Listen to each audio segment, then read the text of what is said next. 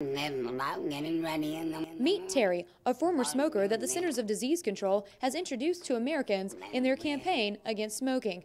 This is one of several graphic commercials the CDC is using, and some parents and grandparents, like Kathy Taylor, are outraged. I'm sure that if he were to see those commercials, he probably would be afraid and would constantly be harping on it and talking about it. Taylor says her 5-year-old grandson is way too sensitive to watch this commercial and not be afraid. I mean, there was a cartoon that he watched one time that had this person on it that scared him. And of course, his mother doesn't allow him to watch violent cartoons or anything. It's more educational things. And he still talks about that to this day. And that was it's about over a year.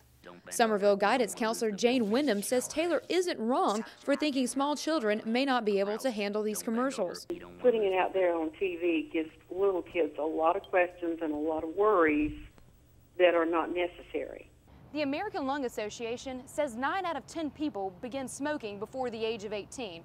And the CDC's campaign is targeting young people to stop the problem before it starts.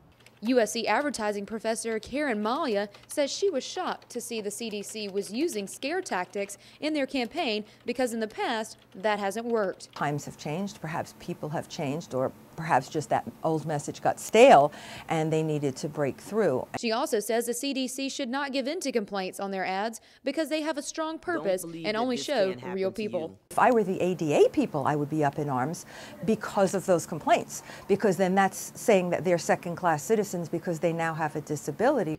But Taylor says it's not the people that make the commercials scary, but the way they are presented. She thinks the commercials are necessary, but shouldn't be aired when children can see them. Morgan Weaver, Carolina News. After my left leg, it was my right leg.